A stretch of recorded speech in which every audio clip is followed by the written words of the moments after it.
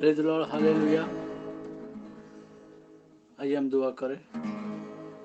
खुदा प्रभु यीशु मसीह, तू अब्राहम का खुदा, इज़ाक का खुदा और याकूब का खुदा, जीवित परमेश्वर, कल आज और युगानुयुग एक सा खुदा है।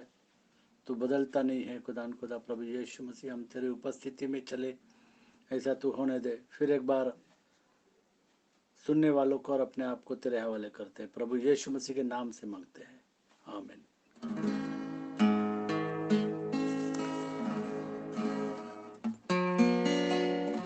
यीशु सलीब पर मुआ तेरे लिए, मेरे लिए।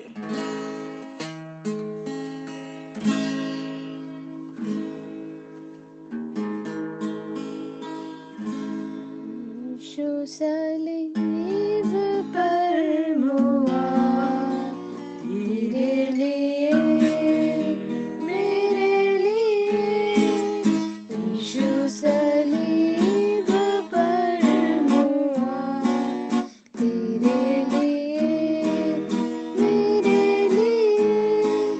कैसा महान दुख सहा तेरे लिए, मेरे लिए। यीशु सलीब पर मुआ तेरे लिए, मेरे लिए।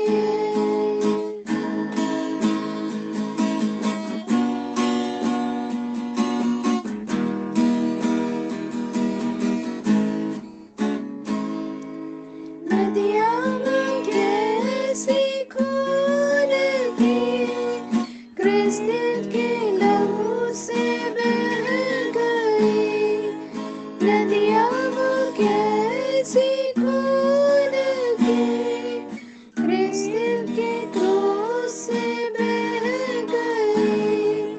धुल गए दाग, मिट गए पाप, धुल गए दाग, मिट गए पाप।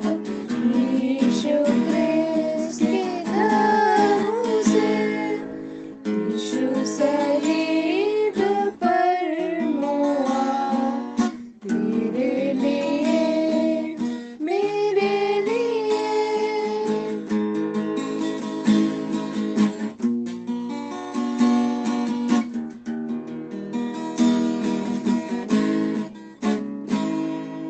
धो डालो आज पापों को, दिल से निकालो दागों को।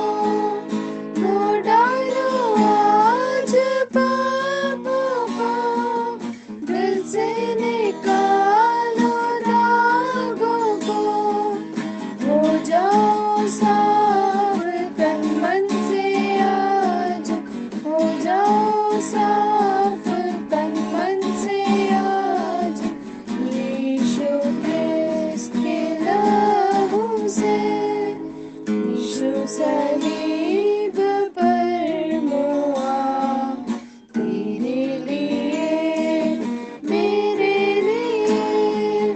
कैसा महान दुख सहा तेरे लिए, मेरे लिए। यीशु सलीब पर मुआ तेरे लिए, मेरे लिए।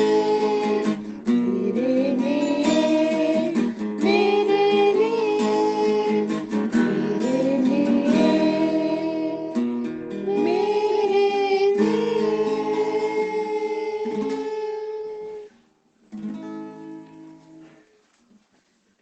यीशु सलीब पर मुआ तेरे लिए, मेरे लिए।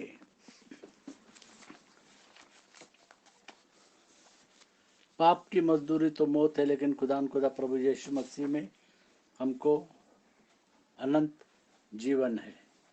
हम जानते हैं कि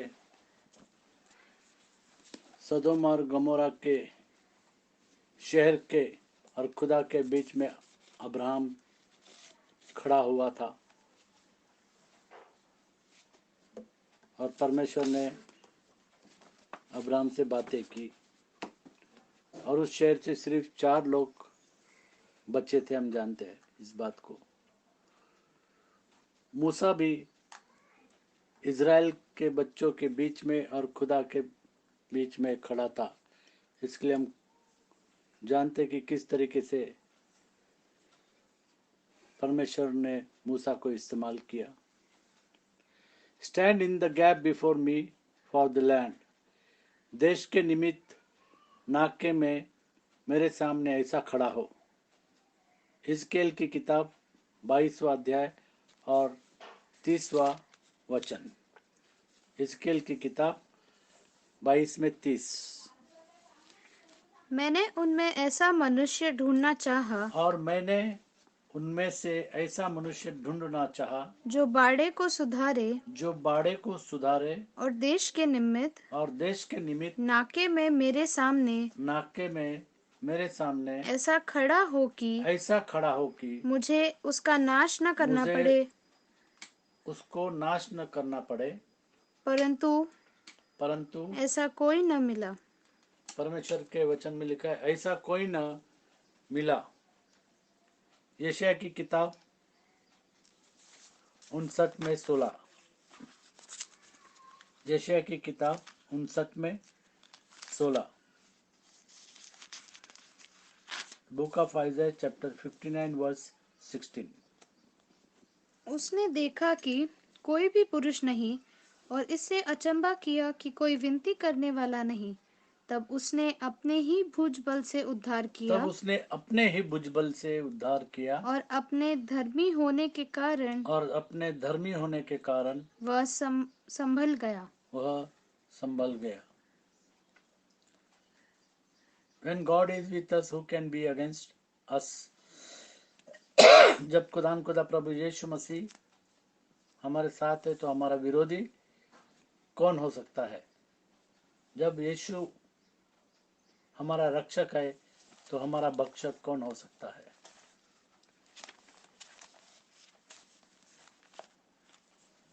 नंबर्स की किताब, गिनती की किताब 14वां अध्याय और 11 से 20। गिनती की किताब 14वां अध्याय और 11 से लेकर के 20 तक। 11। तब यहोवा ने मूसा से कहा, वे यहाँ लोग पर हम देखते हैं कि वचन में लिखा है कि यहोवा ने मूसा से कहा, वे लोग कब तक मेरा तिरस्कार करते वे रहेंगे लोग कब तक मेरा तिरस्कार करते रहेंगे। और मेरे आज के तारीख में भी हम देखते हैं कि यीशु मसीह के बपतिस्मा के बारे में लोग तिरस्कार करते हैं। यीशु मसीह के बारे में कुछ लोग तिरस्कार करते हैं। यीशु मसीह के कलाम में लिखा है कि वे कब तक मेरा तिरस्कार करते रहेंगे और मेरे सब आश्चर्य कर्म देखने पर भी और मेरे सब आश्चर्य कर्म देखने पर भी कब तक मुझ पर विश्वास न करेंगे। कब तक मुझ पर विश्वास न करेंगे। खुदा प्रभु यीशु मसीह ने बड़े बड़े चिन्ह किए, अद्भुत काम किए। हम जानते हैं कि किस तरीके से लाल समुद्र को परमेश्वर ने दुभागा, किस तरीके से 10 पीड़ा लाई थी और गोशेन के अंदर ये सब पीड़ा नहीं आई क्योंकि परमेश्वर उनके साथ था। और कब तक वे लोग मेरा तिरस्कार करते रहेंगे। 12। मैं उन्हें मरी से मारूंगा और उन्हें नीच भाग से उन्हें निकाल दूंगा। और परमेश्वर कहता है कि मैं उनको मरी से मारूंगा। हम देख रहे हैं कि सारी दुनिया में मरी फैली हुई है। अभी CD19 सारे दुनिया में फैली हुई। परमेश्वर कहता है कि मैं उन्हें मरी से उन्हें मारूंगा मरी से मारूंगा और उनके नीच भाग से और उनके नीच भाग से उन्हें निकाल दूंगा क्योंकि वो और मेरे ऊपर विश्वास नहीं रखते। और तुझसे एक जाति उत्पन्न करूंगा मूसा से परमेश्वर कहता है कि तुझसे मैं एक जाति उत्पन्न करूंगा जो उनसे बड़ी हाँ। और बलवंत होगी। 13। मूसा ने यहोवा से कहा, और परमेश्वर से मूसा ने कहा, तब तो मिस्री जिनके मध्य में से तू अपनी सामर्थ दिखाकर उन लोगों को निकाल ले आया है यह सुनेंगे और इस देश के निवासियों से कहेंगे, उन्होंने तो यह सुना है कि तू जो यहोवा है इन लोगों के मध्य में रहता है और प्रत्यक्ष दिखाई देता है, और तेरा बादल उनके ऊपर ठहरा रहता है, और तू दिन को बादल के खंभे में और परमेश्वर दिल को बादल के खंभे में और रात राह को दिखाने के लिए और रात को अग्नि के अग्नि खंभे के में खंभों होकर में होकर इन उनको उजियाला देता था इनके आगे आगे चला करता है। और आगे आगे चला करता है। इसलिए यदि तू इन लोगों को एक ही बार में मार डाले, तो जिन जातियों ने तेरी कीर्ति सुनी है वे कहेंगी। और परमेश्वर कहता है कि ये कब तक मेरा तिरस्कार करते रहेंगे। 15 इसलिए यदि तू इन लोगों को एक ही बार में मार डाले, तो जिन जातियों ने तेरी कीर्ति सुनी है वे कहेंगी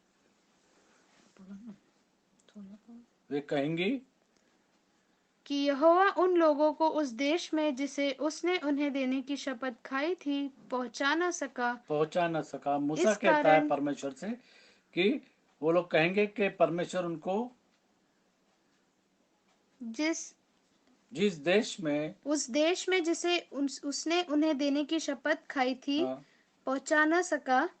इस कारण उसने उन्हें जंगल में घात कर डाला है। और इस तरीके से मूसा परमेश्वर और इज़राइल के बीच में खड़े होकर परमेश्वर से बातें करता है कि उनको न मारना, नहीं तो लोग क्या कहेंगे, जो मिस्र देश के लोग हैं वो क्या कहेंगे, और वो कहेंगे कि परमेश्वर उनको ले जा न सका और इसके लिए उनको बीच में खत्म कर दिया। 17 इसलिए अब प्रभु की सामर्थ की महिमा तेरे इस कहने के अनुसार हो कि और मूसा यहोवा परमेश्वर से कहता है, इसलिए कि अब प्रभु की सामर्थ की महिमा तेरे इस कहने के अनुसार हो कि यहोवा कोप करने में धीरजवंत यहोवा कोप करने में धीरजवंत और अति करुणामय है, और अति करुणामय है, और अधर्म और अपराध का क्षमा करने वाला और है। अपराध का क्षमा करने वाला है। खुदा प्रभु यीशु मसीह आज कौन से सीट पर बैठा है? वो जजमेंट सीट पे नहीं बल्कि मर्सी सीट पर बैठा हुआ है। वो करुणा करता है, क्योंकि यीशु मसीह कहता है कि मेरी करुणा तेरे लिए काफी है। यीशु मसीह आज करुणा के सीट पर बैठा है और वो करुणा करता है। 18 परमेश्वर कैसा है?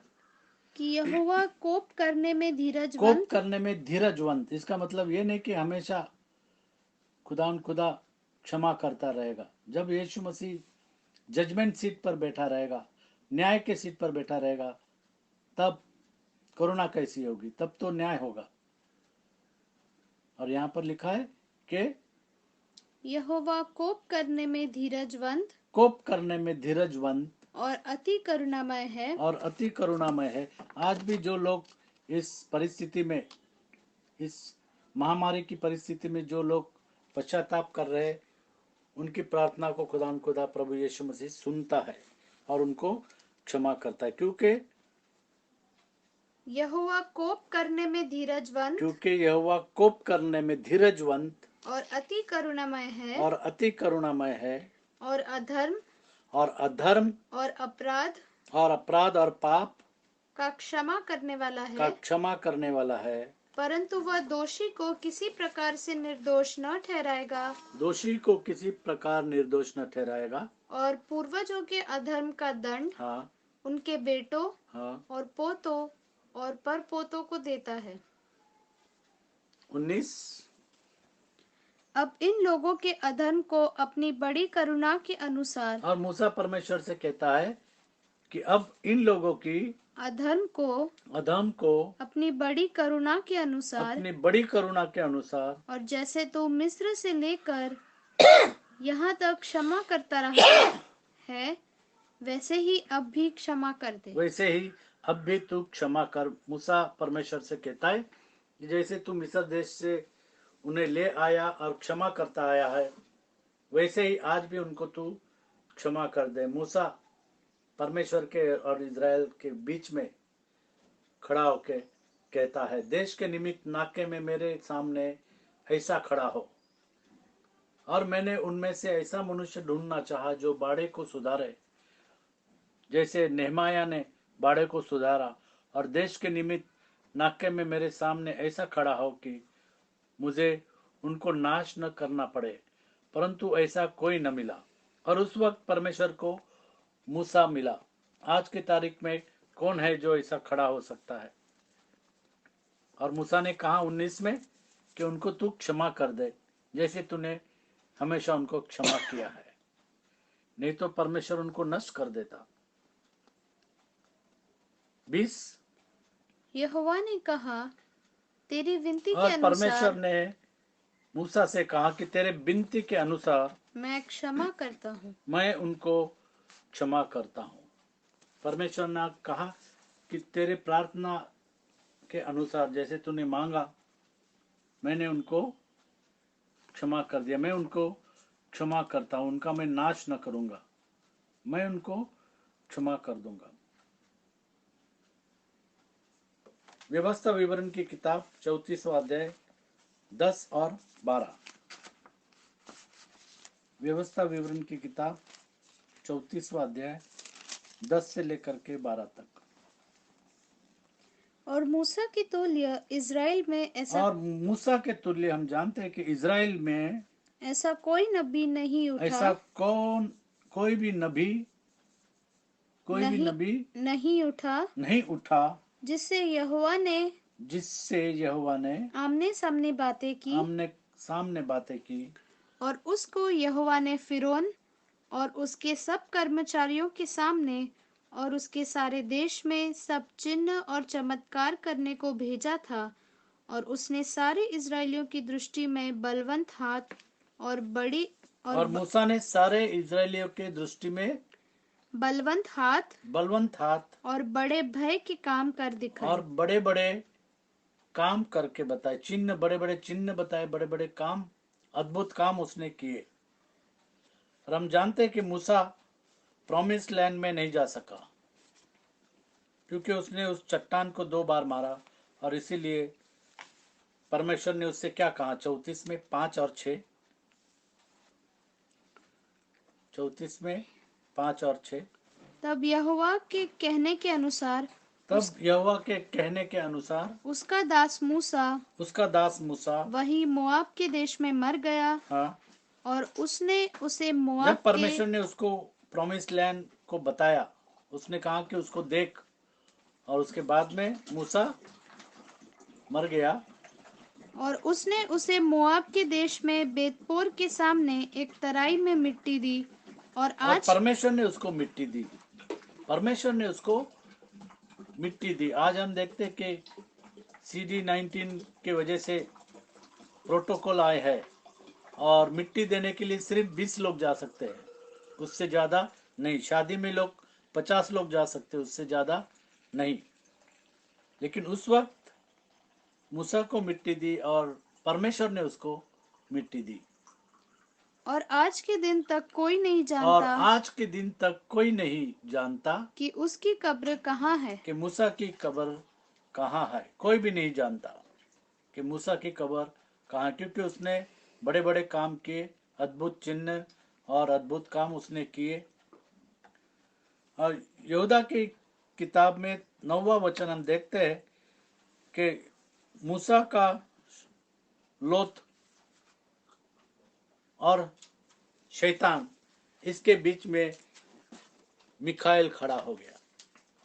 जैसे मूसा इज़राइल के और परमेश्वर के बीच में खड़ा हो गया, उसी तरीके से जब मूसा मर गया तो मूसा की लोथ और मूसा की बॉडी और शैतान के बीच में मिखाएल दूत खड़ा हो गया। यहूदा की किताब 9वां वचन, द बुक ऑफ जुडा चैप्टर 1 वर्स 9। यहूदा की किताब एक ही अध्याय है, तो यहूदा की किताब 9वां वचन। परंतु प्रधान स्वर्गदूत मिकाएल प्रधान स्वर्गदूत, मिकाइल जो है वो प्रधान स्वर्गदूत है। जब शैतान से मूसा के श्वेत के विषय में वाद विवाद किया, और यहाँ पर हम देखते हैं कि मिकाइल ने शैतान के साथ वाद विवाद किया, और मिकाइल जो है वो शैतान के और मूसा के लोथ के बीच में खड़ा हो गया।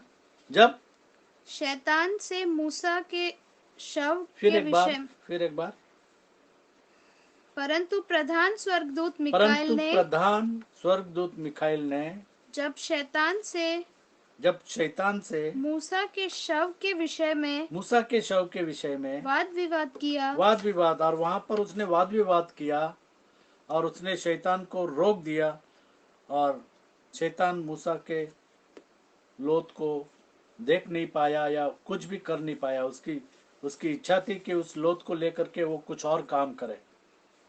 हाँ, तो उसको बुरा भला कह के दोष लगाने का साहस न किया, पर यह कहा, प्रभु तुझे प्रभु डांटे। तुझे डांटे। और इस तरीके से मिखाइल जो है वो मूसा की लोथ और शैतान के बीच में खड़ा हो गया। हम जानते हैं कि प्रभु यीशु मसीह मनुष्य के बीच में और उसके मौत के बीच में खड़ा हो गया। प्रभु यीशु मसीह मनुष्य के और उसके मौत के बीच में खड़ा होकर उसने अनंत काल का जीवन दे दिया, क्योंकि यीशु मसीह कहता है कि पुनरुत्थान और जीवन मैं हूँ, जो मुझ पर विश्वास रखता है वो कभी भी मरेगा नहीं, और जो मुझ पर विश्वास रखता है और मर गया है वो हमेशा के लिए जीवित रहेगा। जैसे प्रभु यीशु मसीह कहता है कि जो मुझ I am the resurrection and life, पुनरुत्थान और जीवन मैं हूँ, जो मुझ पर विश्वास रखता है और जीवित है वो कभी भी मरेगा नहीं, और जो मुझ पर विश्वास रखता है और मर गया है फिर भी वो हमेशा के लिए जीवित रहेगा। तो खुदा प्रभु यीशु मसीह मनुष्य के और मौत के बीच में खड़ा हो जाता है, क्योंकि यीशु मसीह पुनरुत्थान है। यशायाह की किताब 59 में 1। सुनो, यहोवा का हाथ ऐसा छोटा नहीं हो गया है कि उद्धार न कर सके, न वह ऐसा बहरा उद्धार केवल खुदा प्रभु यीशु मसीह के नाम में है। न वह ऐसा बहरा हो गया है हाँ, कि सुन न सके। और 2, परंतु तुम्हारे अधर्म के कामों ने तुम्हारे तुमको अधर्म के काम, मनुष्य के अधर्म के काम और मनुष्य के पाप उसको मौत की ओर लेके जाता है। परंतु तुम्हारे अधर्म के कामों ने तुमको तुम्हारे परमेश्वर से अलग कर दिया है, परमेश्वर से अलग कर दिया है। और तुम्हारे पापों के परमेश्वर कारण से मनुष्य अलग हो जाता है, अधर्म के कारण और पापों के कारण वो परमेश्वर से अलग हो जाता है, वो गैप तैयार हो जाता है। हाँ, और तुम्हारे पापों के कारण उसका मुंह तुमसे ऐसा छिपा है कि वह नहीं सुनता। जब मनुष्य पाप में जाता है तो परमेश्वर उसके प्रार्थना को नहीं सुनता। मत्ती की किताब 27वां अध्याय 50 से लेकर 51 तक।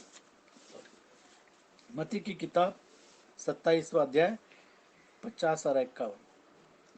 तब यीशु ने फिर बड़े शब्द से चिल्लाकर और यीशु मसीह ने मानव जाति के लिए क्रूस पर बलिदान दिया, और उसके लहू के द्वारा हम सब उद्धार पाते, हमारे पापों की क्षमा होती है।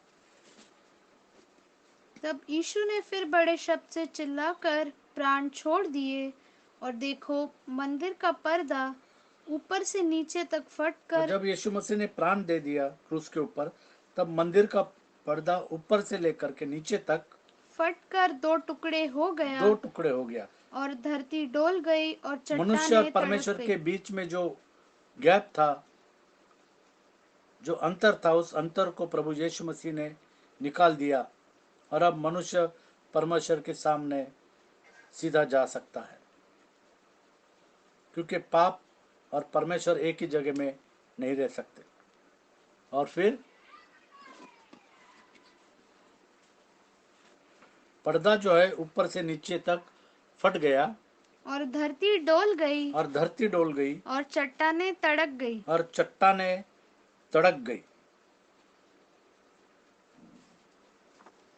बुक ऑफ रेवलेशन, प्रकाशित वाक्य 5वां अध्याय और 2 से लेकर के 5 तक।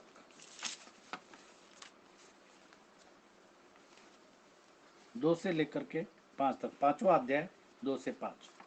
फिर मैंने एक बलवंत स्वर्गदूत को देखा जो ऊंचे शब्द से यह प्रचार करता था, इस पुस्तक के खोलने और उसकी मोहरें तोड़ने के योग्य कौन है? पुस्तक को खोलने और उसकी मोहर तोड़ने के लिए योग्य कौन है? परंतु न स्वर्ग में, परंतु न स्वर्ग में, न पृथ्वी पर, न पृथ्वी पर, न पृथ्वी के नीचे, न पृथ्वी के नीचे कोई उस पुस्तक को खोलने, कोई उस पुस्तक को खोलने या उस पर दृष्टि डालने के और योग्य उस पर दृष्टि डालने के योग्य निकला। कोई भी न निकला। जैसे हमने एजेकिएल की किताब 22 में 30 पढ़ा, और मैंने उनमें से ऐसा मनुष्य ढूंढना चाहा जो बड़े बाड़े को सुधारे और देश के निमित्त नाके में मेरे सामने ऐसा खड़ा हो कि मुझे उनको नाश न करना पड़े, परंतु ऐसा कोई न मिला। उस वक्त भी परमेश्वर को ऐसा कोई न मिला। और इस पुस्तक को पढ़ने और मोहर को तोड़ने कोई न मिला। उसके बाद तब मैं फूट फूट कर रोने लगा, हाँ, क्योंकि उस पुस्तक के खोलने या उस पर दृष्टि करने करके या उस पर दृष्टि डालने के योग्य कोई न मिला। कोई न मिला। इस पर उन प्राचीनों में से एक ने मुझसे कहा, और इस पर उन प्राचीनों ने मुझसे कहा, मत रो, मत रो, देख देख यहूदा के गोत्र का वह यहूदा के गोत्र का वह सिंह सिंह, प्रभु यीशु मसीह, जो दाऊद का मूल है, जो दाऊद का मूल है, क्योंकि यीशु मसीह कहता है मैं दाऊद का मूल हूँ और उसका वंश हूँ। वो दाऊद का पुत्र, वो अब्राहम का पुत्र, वो मनुष्य का पुत्र, वो खुदा प्रभु यीशु मसीह, जो राजाओं का राजा, प्रभुओं का प्रभु, जीवित परमेश्वर, उसका कलाम जीवित है और जीवितों का परमेश्वर है।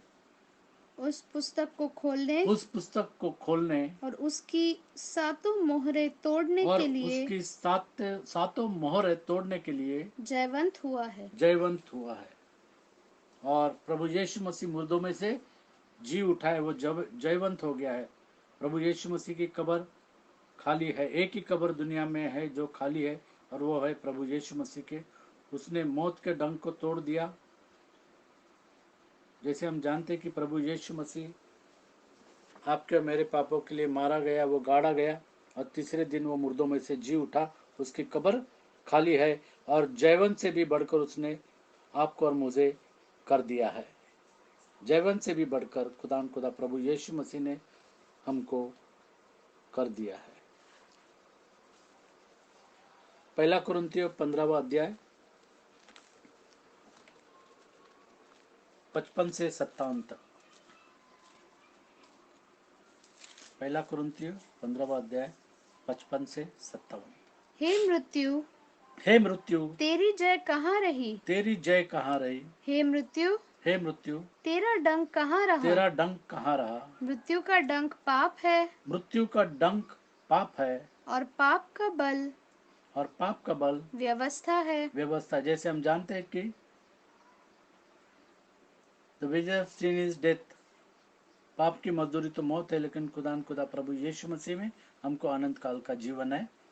परंतु परमेश्वर का धन्यवाद हो, परंतु परमेश्वर का धन्यवाद हो जो हमारे प्रभु यीशु मसीह के जो द्वारा हमारे प्रभु यीशु मसीह के द्वारा हमें जयवंत करता है। हमें जयवंत करता है, और जयवंत से भी बढ़कर हमें बनाता है। तो मनुष्य के और उसके मरण के बीच में खुदा प्रभु यीशु मसीह खड़ा हो गया। जिस तरीके से मूसा इज़राइल और परमेश्वर के बीच में खड़ा हो गया,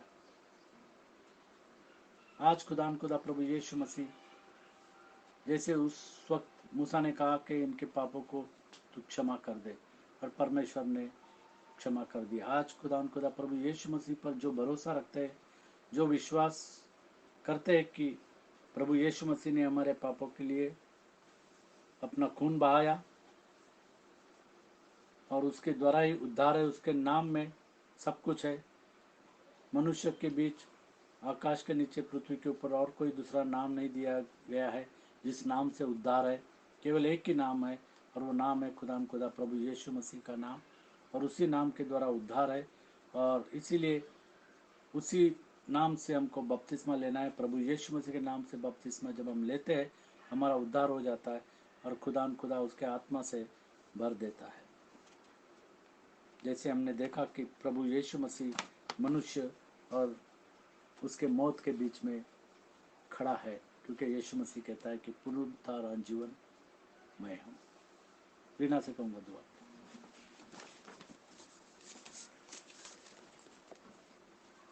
हालेलुया। धन्यवाद धन्यवाद प्यारे प्रभु जी, फिर से तेरे सन्मुख आते धन्यवाद देते तेरे वचनों के लिए।